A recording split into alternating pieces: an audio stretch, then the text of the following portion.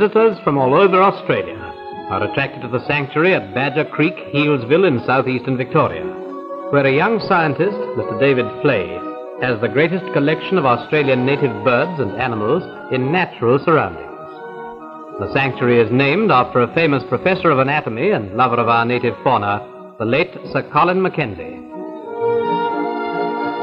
Running through it is Badger Creek, so named by early settlers who thought the wombat was a badger. Second largest living bird, the emu. They roam around, eating anything from beer bottle tops to stones, and take visitors' lunches if they can. After laying the eggs, the mother just strolls away and does nothing else but feed, boom, and show off. The father emu is really the mother, that is to say, he incubates the eggs for 2 months and then looks after the chicks. Emu eggs weigh about 1.5 pounds, and a really big one is equivalent to about a dozen hen's eggs. After Dad's been sitting on them for 2 months, developing corns on his breastbone, while Mum goes to the pictures and the bridge club, his little football team arrives. Don't you like their striped jerseys? Dad mounts guard at the ready until the team takes the field.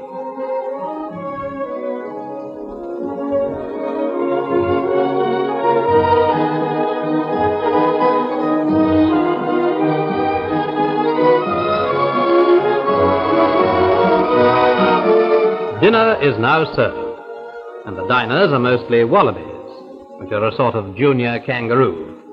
The black-tailed wallaby is common in the hills and fern gullies of Victorian bush country. These kangaroos are the females of the grey and the black-faced species. Parry wallabies from Queensland are exceptionally speedy, and having very long tails are sometimes called longtails.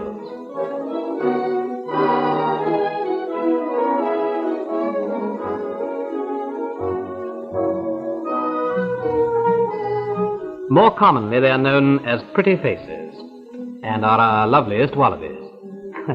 It certainly must have been lunchtime. Small wallabies, not much larger than hares, are grouped under the name of paddymillions. One seen here has a baby half as big as itself, and getting home is such a tight squeeze that a shoehorn seems indicated. Made it. Though grass-eaters in the wild state, kangaroos and wallabies reared in a fauna reserve develop a great liking for sweets, chocolates, biscuits, and peanuts.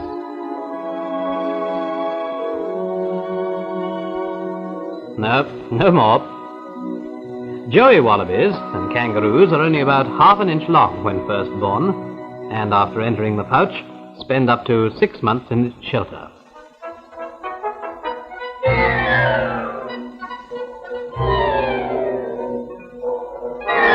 Friends together, and very much at home among friends in this perfect natural setting are 2 very interesting corroboree birds. Brolgas, or native companions, are large Australian cranes that dance very cleverly. On the swamps and plains, they indulge in this dance, sometimes in large parties of 20 or 30. They throw sticks in the air, bow and scrape to one another, and occasionally fly to great heights. The Brolgas dance is both stately and grotesque, and strange to say, not one Australian in 10,000 has ever seen it. Now for the pride and the pets of the sanctuary, in fact the best-loved animal in Australia, our koala or native bear. There are 50 of his tribe in the Sir Colin Mackenzie Sanctuary, and they live in their own beloved gardens. The koala is also only about half an inch long when born, and spends 4 months in mother's pouch.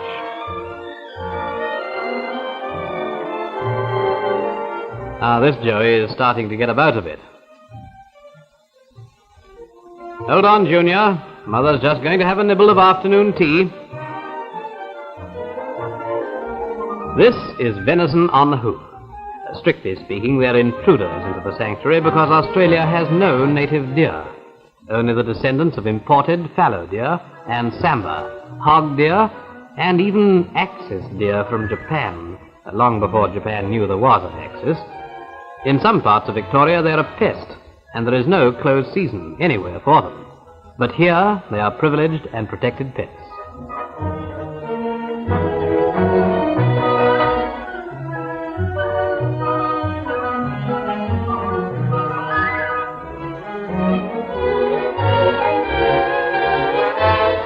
There's a bird at every zoo called a pelican, whose bill holds more than its...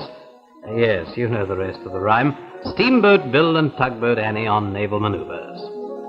Waterfowl seem to know that no artillery is allowed, and when they arrive they often send out telegrams to invite their friends, and their friends' friends too.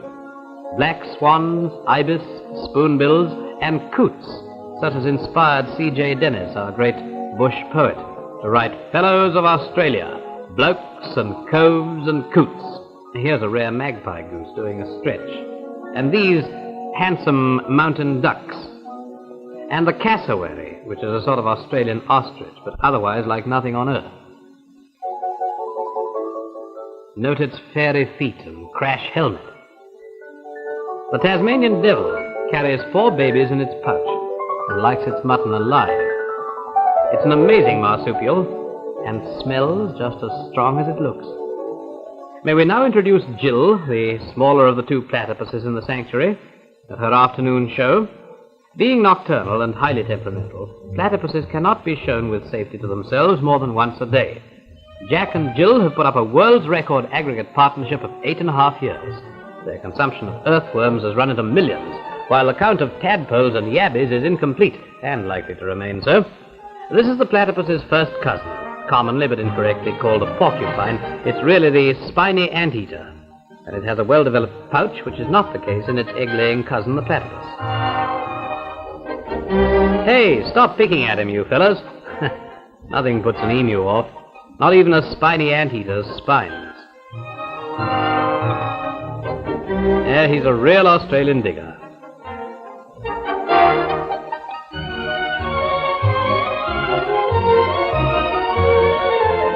This is not Myrtle the turtle, but Tom the long-necked river tortoise. In swamp or billabong, he loves hot, sizzling days. The white-breasted sea eagle is the handsomest of his kind. Horatius, a very large, wedge-tailed eagle, has been trained in the ancient sport of falconry.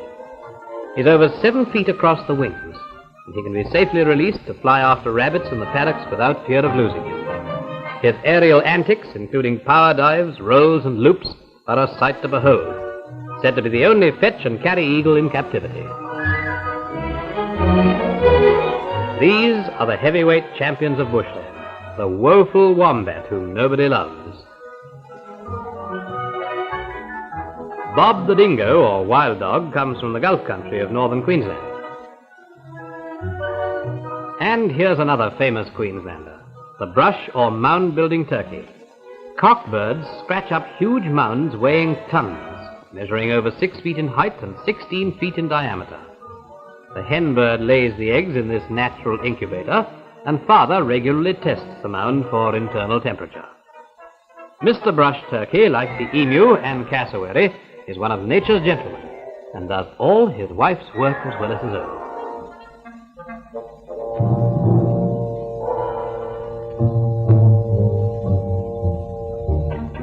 Largest of the possum family is this handsome Tasmanian black.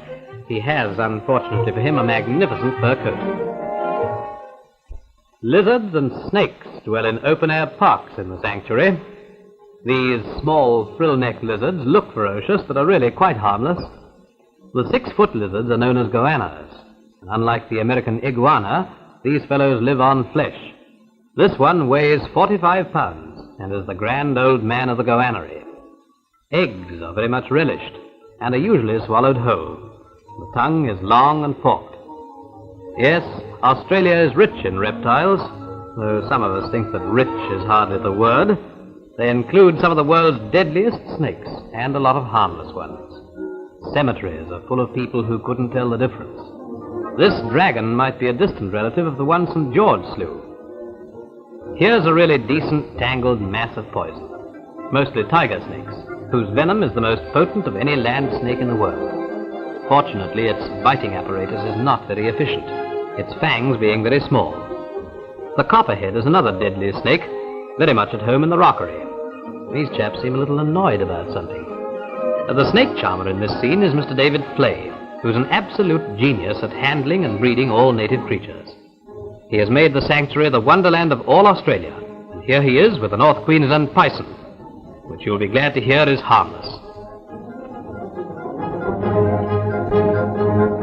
maybe he is, but not to the hen he had for lunch yesterday. That's the bulge in the middle, feathers and all.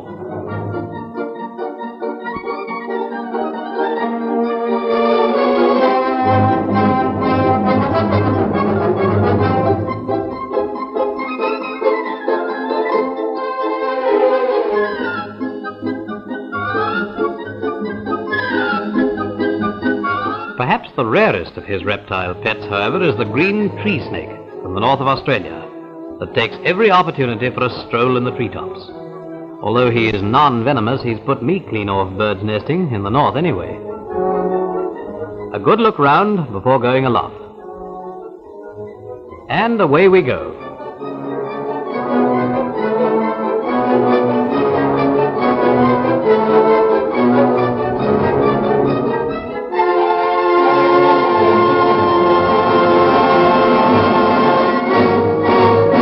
See? He flies through the air with the greatest of ease. The true frilled lizard of North Australia has an Elizabethan ruff around its neck and a healthy dislike for the green tree snake. Anything's likely to happen here, and it does. White heron-like birds are the plumed egrets, noted for their beautiful plumes. The Major Mitchell is the most beautiful of all our cockatoos and has a glorious crest. He is a mallee dweller, and to see a large flock rise pink against the setting sun is a sight never to be forgotten.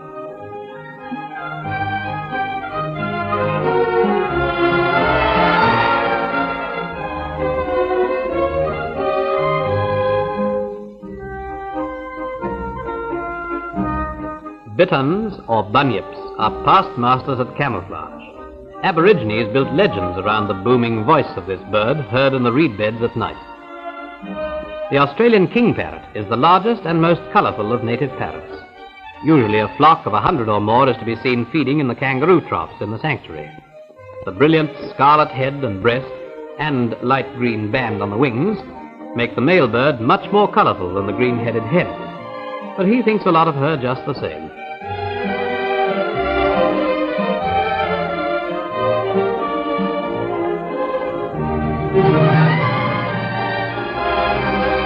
And of course you all know the bubuk owl and the kookaburra. Now we come to the fighting grey kangaroo, over 6 feet in his socks, packing a wicked punch, and the monarch of all he surveys. Well, almost. That one is a red roo, which takes a look at the grey and hops it. The grey champion will fight anything that enters his paddock, and when he tackles this dummy, you see the kangaroo technique in a sort of all-in go.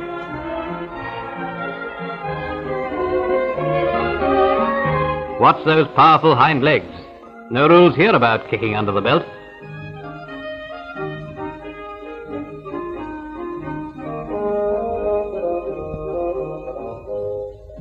Huh. That was only a workout to keep in form. Hey, what's this duck doing in with a man-killer? I beg your pardon, that's a Cape Barren gander that must have heard the story of David and Goliath. I say that the best defense is attack, but things look bad now.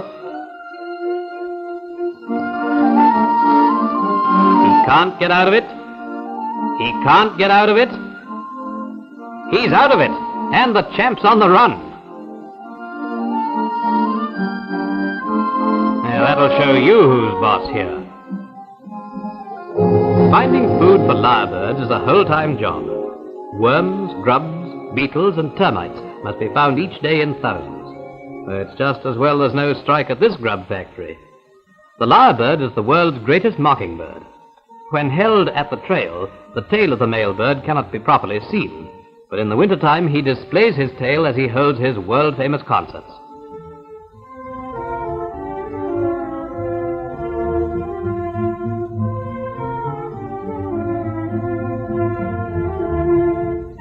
These birds are shown rearing a foster child.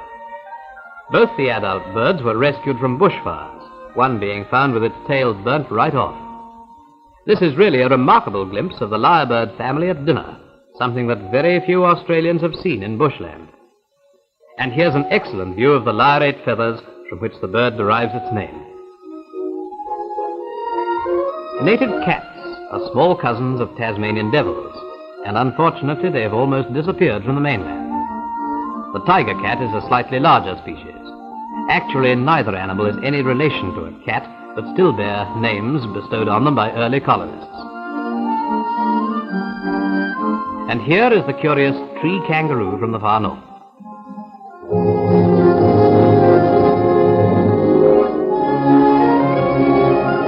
Note the foreshortened front legs.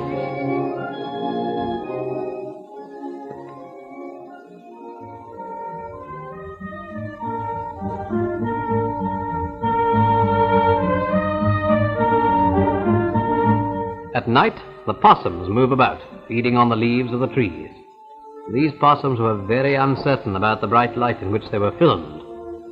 The silver-grey possum is practically the only native animal that has been able to adapt itself to the changed conditions of settlement, and we often find them in our parks and gardens.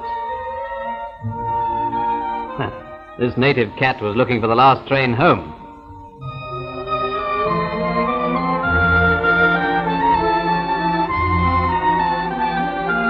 While the ghostly barn owls weren't very much put out, probably just didn't give a hoot.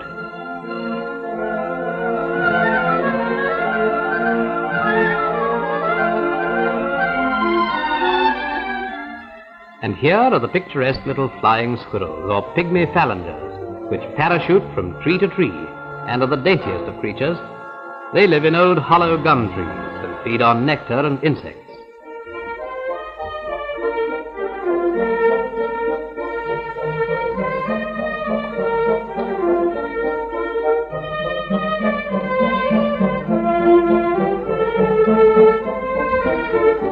Other interesting bush creatures of the night are the ring-tailed possum, who treats us to a climbing display and doesn't seem a bit surprised to see us.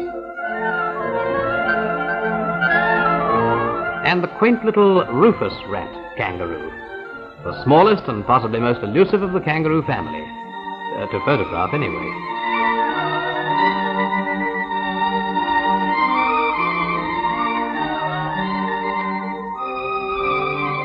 But perhaps the most fantastic creature of all, the possum family, is the cuscus, a tropical and rather lazy visitor from New Guinea and North Queensland.